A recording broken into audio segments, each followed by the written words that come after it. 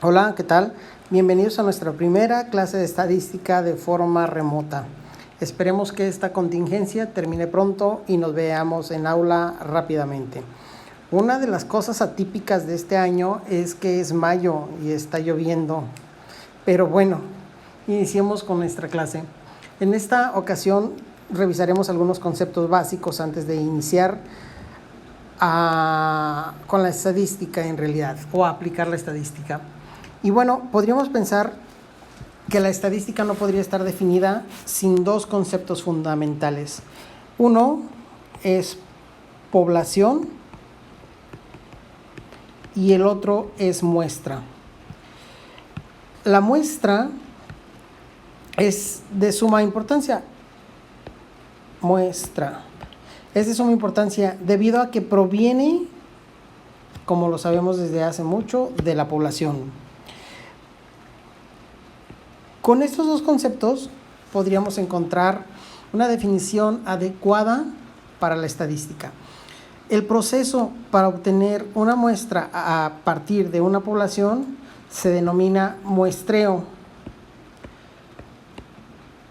Este muestreo pues será objeto de estudio un poco más adelante. La estadística encargada de revisar todos los aspectos fundamentales de una muestra se llama estadística descriptiva, mientras que la estadística que se encarga de una población se denomina estadística inferencial.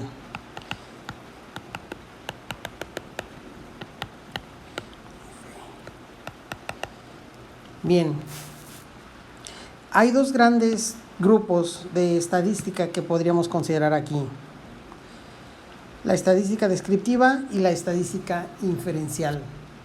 Y ambas pues dependen de variables.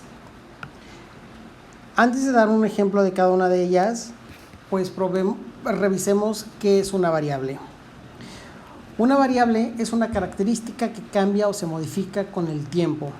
Podría ser el temporal de lluvia, por ejemplo, o la cantidad de enfermos de COVID que lleguen a un día, no siempre van a llegar los mismos, la cantidad de alumnos inscritos en un grupo, en fin, cualquier cosa que se modifique, pues va a ser una variable. En contraparte, una constante es aquello que permanece de la misma forma, es decir, constante. Bien, los datos son los resultados obtenidos cuando una variable es medida sobre una unidad experimental. Entonces, encontramos dos conceptos más: unidad experimental y una variable. Por ejemplo, una unidad experimental es cualquier individuo u objeto en el que se miden las variables. Puede ser una sola variable o varias variables medidas en esta unidad experimental. Si la unidad experimental la consideramos, por ejemplo, un paciente con un diagnóstico de hipercolesterolemia, pues entonces las variables que podríamos medir sobre este paciente podría ser, por ejemplo, obvio, es nivel de LDL o nivel de HDL, triglicéridos,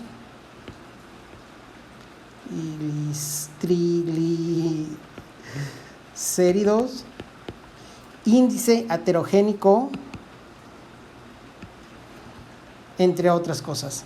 Si se fijan, aquí estamos midiendo 4 variables sobre un mismo paciente con un diagnóstico de hipercolesterolemia.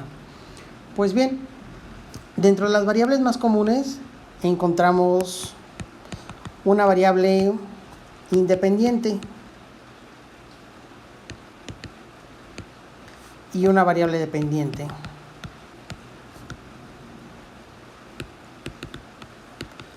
Estas dos variables o las siguientes variables que veamos vienen en pares, en conjuntos, una con otra. Por ejemplo, en este primer par, una variable independiente y una variable dependiente están íntimamente ligadas. Es decir, la variable independiente la podemos controlar. La variable dependiente medirá un efecto. Esta se puede controlar, mientras la dependiente mide el efecto sobre la unidad experimental. Es decir, imaginen el mismo paciente. Este paciente con diagnóstico de hipercolesterolemia, pues es un masculino de 40 años, con obesidad, no sé, 102 kilogramos, y con un índice de colesterol alto.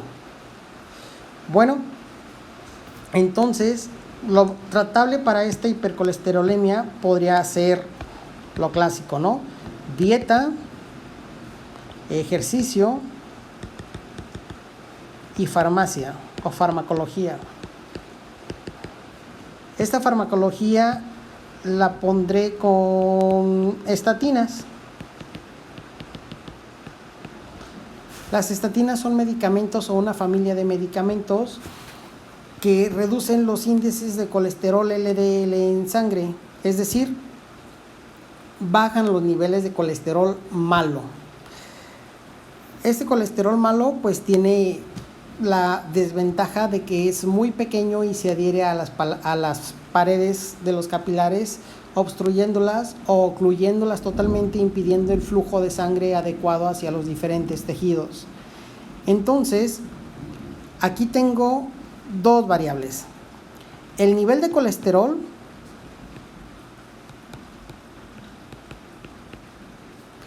y la concentración o la cantidad de estatina. O en el mercado o en las farmacias, las estatinas podría ser, no sé, rosuvastatina. Hay otras de la misma familia, por ejemplo, atorvastatina o provastatinas, en fin. De estas dos, yo no puedo controlar el nivel de colesterol. Lo que sí puedo hacer es ofrecerle al paciente cierta cantidad o ciertos miligramos del medicamento cada día, no sé, 20, 40 miligramos por día durante 3 meses. Yo controlo esto yo lo estoy controlando porque yo pude haberle ofrecido, en vez de 40, pude haberle ofrecido 20. Sin embargo, dependiendo de lo que haga aquí, pues me va a surgir un efecto en mi nivel de colesterol. El colesterol, si el paciente sigue estos 40 miligramos que yo determiné, pues el colesterol espero que comience a bajar. Por lo tanto, lo que yo controlo es la concentración de rosuvastatina en sangre, es decir, esta es una variable independiente. La controlo. Y el efecto que estoy viendo por esta variable que estoy controlando, pues es el nivel de colesterol. Esta de acá será una variable dependiente. Esta variable mide el efecto. Otro conjunto de variables podría ser una variable discreta, que viene con su contraparte, que es una variable continua. Un ejemplo de una variable discreta podría ser un paciente o los pacientes. Otro ejemplo podrían ser las camas disponibles en un hospital. Una variable continua podría ser la temperatura o el peso del paciente. ¿Cuál es la diferencia entre ambas? Bueno, aquí estoy contando un paciente, 2 pacientes, 3 pacientes y así todos los que haya. Con las camas igual, 1 cama, 2 camas, 3 camas y todas las que haya. Si se fijan, no toman valores fraccionarios, es decir, no puedo decir que tengo 5.8 camas, o tengo 5 o tengo 6. No hay mitades, no hay quebrados. Por lo tanto, las variables son discretas. Una variable discreta solamente toma números enteros. Mientras tanto, la temperatura, pues mi paciente puede tener una temperatura, a lo mejor una fiebre ligera, 38.5 grados centígrados, o puede tener 41.8 grados centígrados. Si se fijan, aquí ya hay puntos decimales. O el peso, ¿cuánto pesa? No sé, 75.37 kilogramos. O a lo mejor pesa 101.8 kilogramos. Estas variables toman valores fraccionarios. Si tomas valor fraccionario, la variable es continua. Bien. Otro conjunto de variables podría ser las que siguen. Kilogramos. Variable cuantitativa y variable cualitativa. El truco de esto, o bueno, para identificarlas mucho más rápido, yo sé que las han visto ya en algún momento, es quanti o quali. Una variable cuantitativa me dice cantidades. Por ejemplo, no sé, número de píldoras. Esa es una variable cuantitativa. Mientras que la cualitativa me dice características o cualidades. Por ejemplo, el género del paciente. En el género del paciente hay de dos, ¿no? O es hombre o es mujer. No hay números, simplemente características. Bien, teniendo en cuenta esta parte, volvamos a la población y a la muestra. Recordemos que la muestra proviene de la población y que en la población se utiliza una estadística que se llama inferencial. Mientras tanto, en la población se utiliza una estadística que se llama descriptiva, que es básicamente lo que está haciendo ahora el modelo Centinela del gobierno federal con los casos de COVID-19. ¿Qué hacemos? No sé, en la población tenemos, me lo voy a inventar, 8 millones de posibles contagiados de cualquier tipo de enfermedad. Es imposible revisar o hacer 8 millones de pruebas. ¿Qué se hace? Pues se obtiene una población. De la población, se obtiene una muestra. Y esta muestra, pues será representativa. No sé, veamos a lo mejor 400, 500 mil, que es mucho menos. Recordemos, 500 mil entre 8 millones por 100, eso me dará el porcentaje. Y eso es, hagamos la operación, son 500 mil entre 8 millones.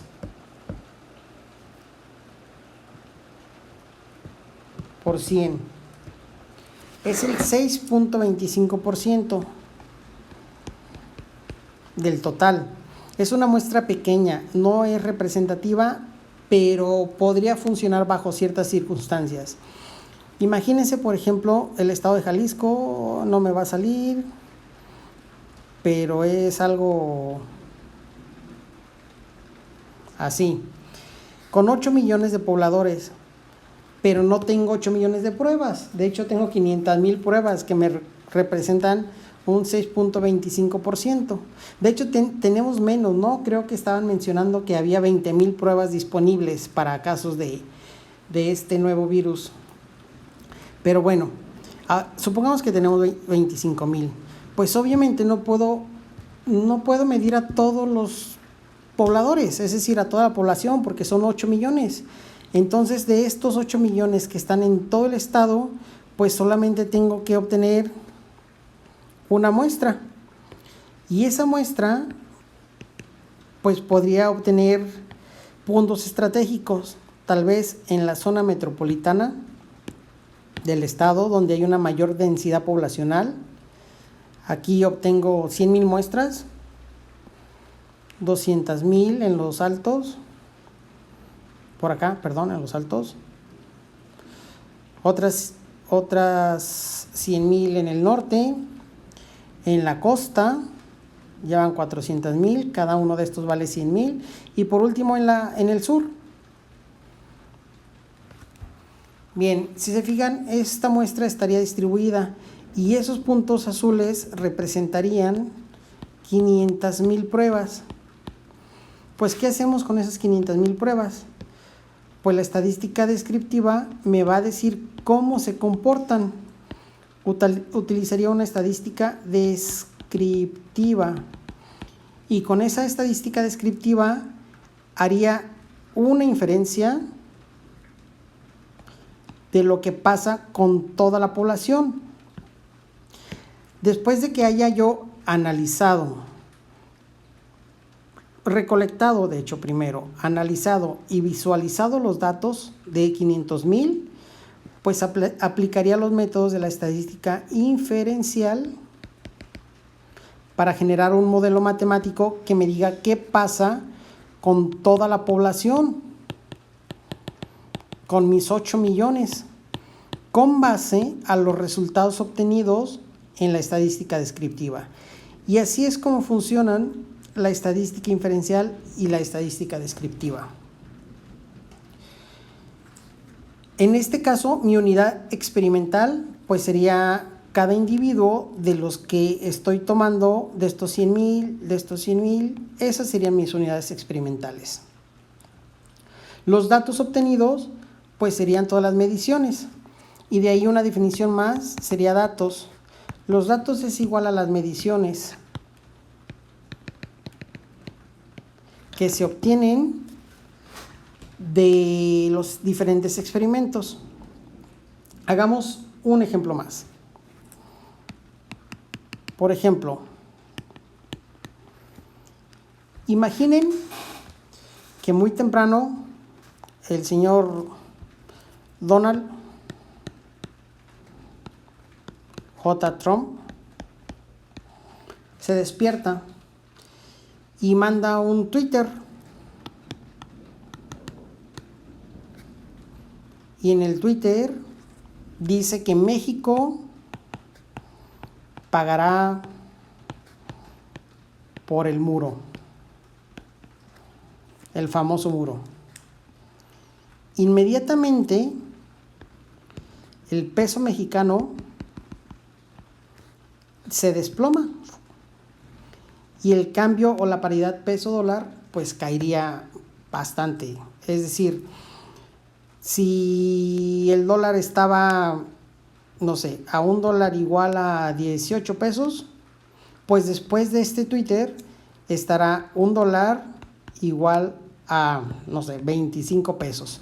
Se devaluó totalmente, solamente por un Twitter que mandó un señor, a lo mejor desde el cuarto de su casa. Destruyó toda la economía de un país. Pues bueno, algo así. ¿Cuál es la variable independiente aquí? Pues la variable independiente es la que se puede controlar. ¿Qué estamos controlando? El Twitter, lo que escribimos. Esta es la independiente. ¿Cuál es el efecto? pues el tipo de cambio dólar peso. Esta es la dependiente, que es el efecto. Recuerden que la independiente se puede controlar y la dependiente mide el efecto. Bien, por lo pronto hasta aquí vamos a dejarlo. La próxima clase veremos algo de tipos de muestreo y cualquier duda estamos a través de WhatsApp o por Classroom.